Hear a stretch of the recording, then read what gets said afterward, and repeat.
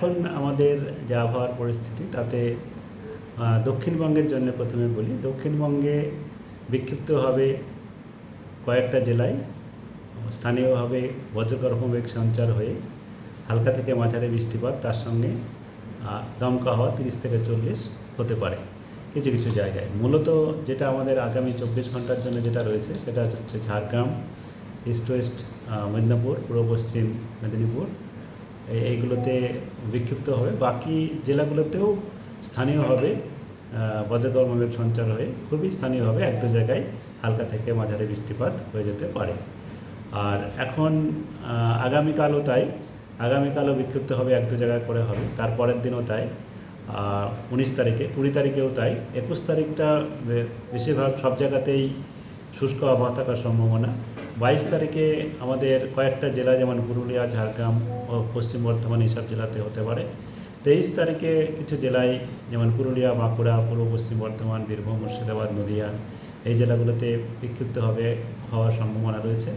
তবে বেশিরভাগ জায়গাতেই শুষ্ক আবহাওয়া থাকার সম্ভাবনা থাকছে।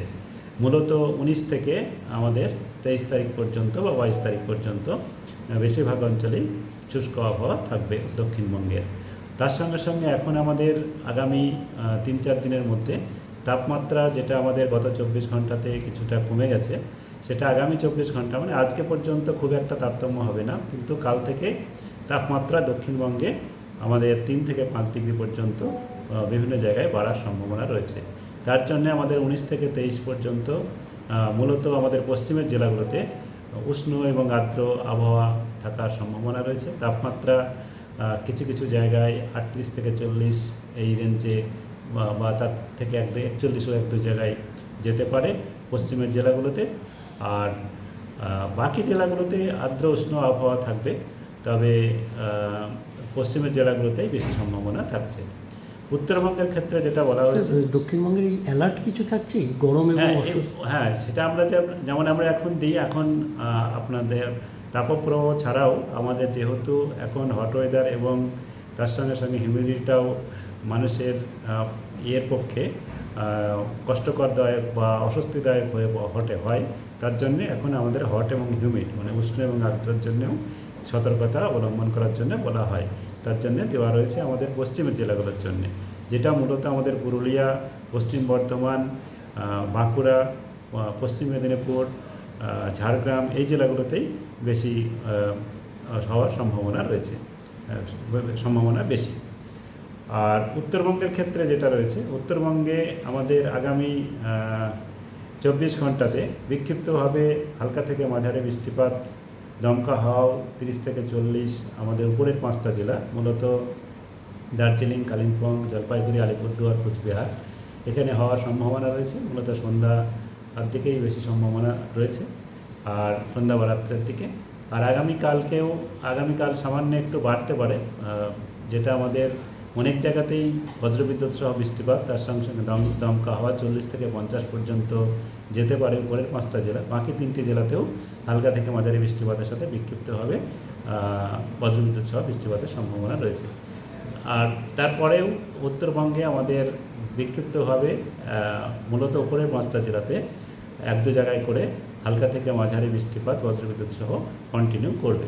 তাই সেই কারণের জন্য উত্তরবঙ্গে আমাদের তাপমাত্রার তেমন হেরফের বা তারতম্য হওয়ার সম্ভাবনা নেই। ±1-2 ডিগ্রির মধ্যেই বেশিরভাগ দিন থাকার সম্ভাবনা রয়েছে। এখানে আমাদের তাপমাত্রা স্বাভাবিকের থেকে কয়েক জায়গায় কমও রয়েছে। তো এখানে তাপমাত্রাটা মূলত উপরের 5টা জেলায় তাপমাত্রা খুব একটা স্বাভাবিকের থেকে বেশি যাওয়ার সম্ভাবনা নেই। কিন্তু মালদা এবং দক্ষিণ দিনাজপুর এই দুটো জেলাতে বা উত্তর দিনাজপুর জেলা, মূলত মালদা আর দক্ষিণ দিনাজপুর জেলাতে কিছুটা তাপমাত্রা বাড়তে পারে। কলকাতা তার পার্শ্ববর্তী অঞ্চলের জন্য যেটা বলা হয়েছে, কলকাতাতে আজকে আমাদের আংশিক মেঘলা আকাশ এবং কোথাও কোথাও হালকা বৃষ্টিপাত, বজ্রগর্ভ মেঘ সঞ্চার হওয়ার সম্ভাবনা কিছুটা রয়েছে সন্ধ্যার দিকে। তবে আপনার মূলত আংশিক মেঘলা আকাশ থাকার সম্ভাবনাই বেশি। এবং আগামী কয়েকদিনে কলকাতাতে আংশিক মেঘলা আকাশ, সাধারণত সকালের দিকে কিছুটা পরিষ্কার আকাশ, তারপরে আবার আংশিক মেঘলা আকাশ, সন্ধ্যা বা রাত্রের দিকে মূলত আংশিক মেঘলা আকাশ থাকার সম্ভাবনাই থাকছে। বজ্রগর্ভ মেঘ সঞ্চারেরও তো স্থানীয়ভাবে হওয়ার সম্ভাবনা কিছুটা রয়েছে, তবে মূলত আংশিক মেঘলা আকাশ থাকার সম্ভাবনাই বেশি সন্ধ্যা বা রাত্রের দিকে। তাপমাত্রা যেটা রয়েছে, কলকাতাতেও তাপমাত্রা কিছুটা গত 24 ঘন্টাতে কমেছে। আজকে 34 থেকে 35-এর মাঝামাঝি থাকার সম্ভাবনাই রয়েছে। আগামীকাল কিছুটা বেড়ে যাবে, সেক্ষেত্রে 35-36, এবং কলকাতাতেও আগামী কয়েকদিনে 2-3 ডিগ্রি বাড়ার সম্ভাবনা রয়েছে। এই হচ্ছে এখন আমাদের পূর্বাভাস।